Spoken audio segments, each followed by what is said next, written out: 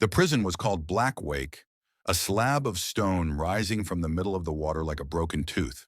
From far away it looked unreal, as if someone had dropped a fortress into the sea and forgotten about it. No roads led to it, no land came close. Just miles of dark, restless water that slapped against the walls day and night, reminding everyone inside that escape was not an option. It was a joke. The guards liked to say the sea was the real warden. Elias Mercer had been inside Blackwake for 7 years.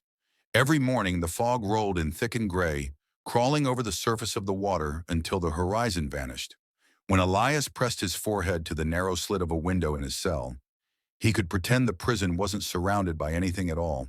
No freedom, no future, just emptiness. That illusion helped him breathe. Blackwake was old, older than the rules written to govern it. Salt had eaten away at its iron bars and cracks ran through its stone like veins.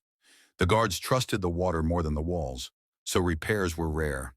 Why fix what no one could outrun? Elias noticed everything. He noticed how the tides pulled harder on nights when the moon was thin. He noticed that the eastern wall wept rust when storms passed. He noticed that the generators coughed at exactly the same time every evening, just before the lights flickered back to life. And most importantly, he noticed that the sea was not endless.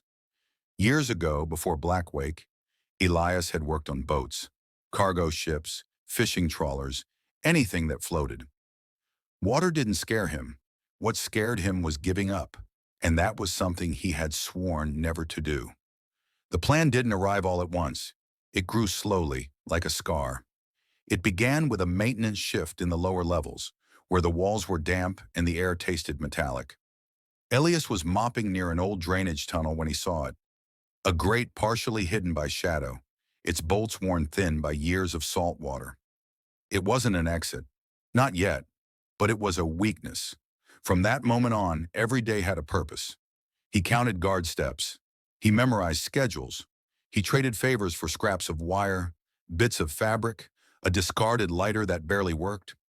At night, when the waves slammed against Blackwake like they were trying to break it free from the seafloor, Elias lay awake and listened. He let the rhythm of the water soak into his bones. The night he chose was calm, too calm. The water was flat and black, reflecting the stars like shattered glass. The guards were relaxed. Danger always felt distant on quiet nights. Elias moved when the lights flickered, just as they always did.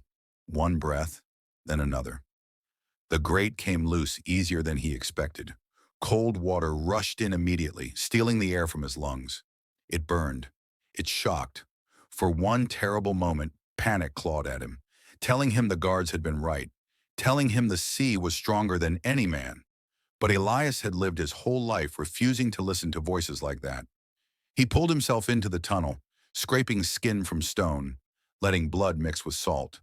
The water rose fast, filling the passage until there was nothing but darkness and pressure. He kicked forward, following the faint current he had studied for months. Then, open water. The prison loomed above him, massive and uncaring. Blackwake didn't react. It didn't sound an alarm. It didn't even notice one small man slipping away beneath the surface. Elias swam. The cold gnawed at him. His muscles screamed. Every shadow beneath the waves looked like something waiting to drag him down. He didn't know how long he swam. Time dissolved into pain and motion and will. He focused on one thing only: forward. When his hands finally touched something solid that wasn't stone or steel, he almost didn't believe it. Wet sand. Real sand. He collapsed on the shore as the sun began to rise, painting the sky pale gold. Behind him, far out in the water, Blackwake was barely visible, a dark smudge against the morning light. For the first time in 7 years, Elias Mercer was not surrounded by walls.